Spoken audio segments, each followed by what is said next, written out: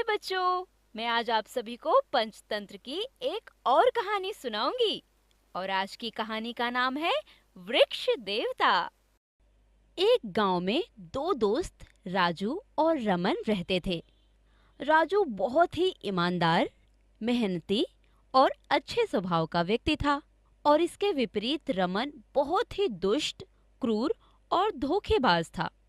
एक दिन रमन ने सोचा कि राजू बहुत ही मेहनती है और मेरा तरह तरह की योजनाओं को बनाने में कोई जवाब नहीं।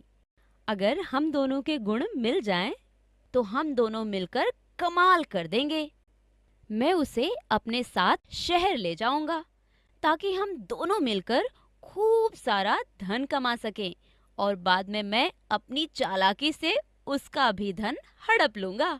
यह सोचकर रमन राजू के पास जाता है और बोलता है, मेरे प्यारे दोस्त, मेरे दिमाग में एक योजना आई है जिससे हम दोनों को फायदा होगा और हम दोनों ही भविष्य में सुखी जीवन जी सकेंगे। कौन सी बात मित्र, मुझे जल्दी बताओ। मैंने सोचा है कि क्यों ना शहर जाकर धन कमाया जाए। जी कोई भरोसा नहीं है, पता नहीं हमें कब और किस वक्त धन की आवश्यकता हो जाए और घर की जिम्मेदारियां भी आ जाएं। बात तो तुम सही कह रहे हो मित्र, बिना धन के तो कोई भी काम संभव नहीं है। मैं तुम्हारे साथ चलने को तैयार हूँ। अगले ही दिन दोनों मित्र शहर की ओर चल देते हैं। दोनों को ही शहर में एक सेठ के पास नौकरी मिल जाती है। काफी समय तक वह उसी सेठ के पास नौकरी करते हैं। एक दिन दोनों मित्र बैठकर बातें कर रहे होते हैं। दोस्त, 1 साल हो गया है हमें इस शहर में रहकर धन कमाते हुए। हमने पैसा भी बहुत कमा लिया है। मेरा तो अब यह मानना है कि अब हमें अपने गांव लौट जाना चाहिए। हाँ, बात तो तुम सही कह रहे हो मित्र। हम कल ही अपने गांव वापस चलते हैं। मुझे भी गांव की बहुत याद आ रही है। अगले दिन सुबह दोनों मित्र अपना अपना धन लेकर गांव की ओर चलने लगते हैं। उनके गांव की तरफ का रास्ता एक जंगल से होकर जाता था। अभी दोनों दोस्त आधे रास्ते तक ही पहुंचते हैं कि रमन राजू से कहता है, मित्र, मेरा ख्याल है कि हमें अभी सिर्फ अपने जरूरत के हिसाब से ही धन लेकर गांव जाना चाहिए और बाकी बचा धन हमें यहीं जंगल में गाड़ देना चाहिए। क्यों मित्र, क्या बात है? दोनों मित्र बरगद के पेड़ के नीचे बाकी बचे हुए धन को दबाकर गांव चले जाते हैं। रमन की नीयत तो पहले से ही राजू के धन पर थी।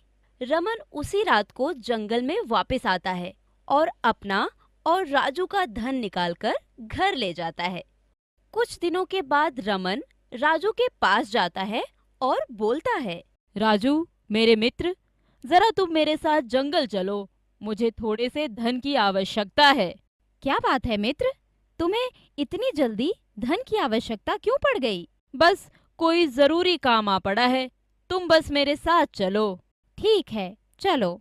दोनों मित्र जंगल में जाकर बरगद के पेड़ के नीचे खोदते हैं।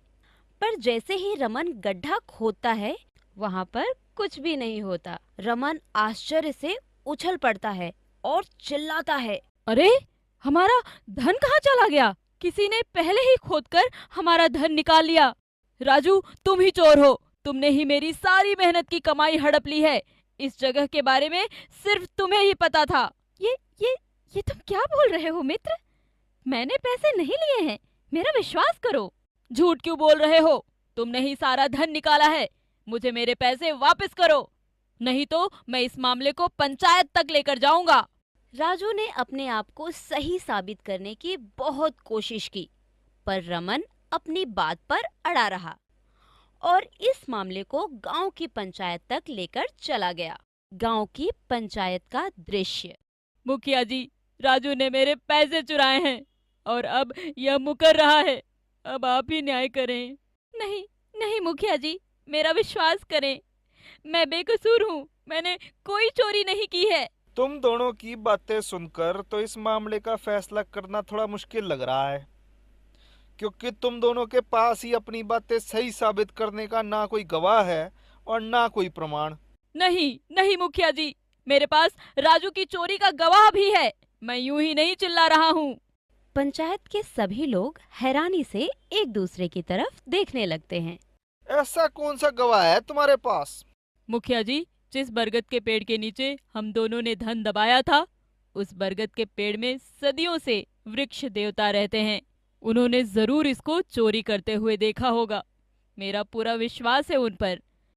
यदि उनसे चोरी के बारे में पूछा जाए तो वो जरूर बताएंगे।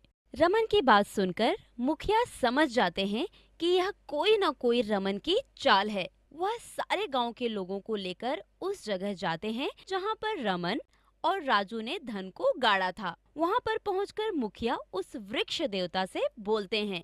वृक्ष देवता जी, आप कृपा करके ये बताएं कि इन दोनों में से धन किसने चुराया है।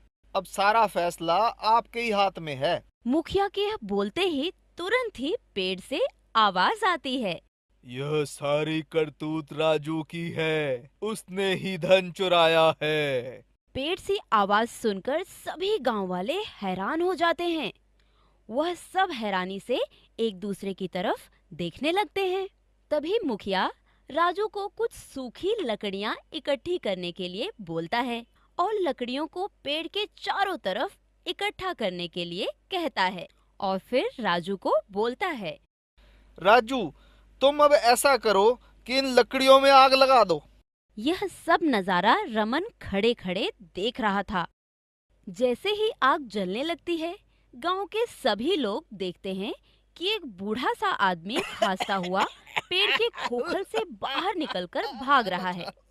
वह बूढ़ा व्यक्ति कोई और नहीं, रमन का पिता होता है, जिसे रमन ने पेड़ की छाल में छिपा दिया था। तभी मुखिया हंसते हुए रमन को बोलता है। मैं तो तुम्हारी चालाकी पहले ही समझ गया था।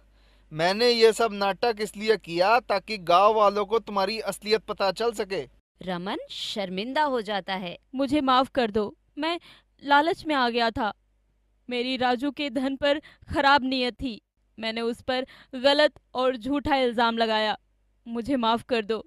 मैं राजू का बचा हुआ धन उसे वापस कर दूंगा। मुझे माफ कर दो मेरे दोस्त। और रमन सारे गांव वालों से माफी मांगता है। इस कहानी से हमें यह शिक्षा मिलती है कि हमें किसी का बुरा नहीं करना चाहिए।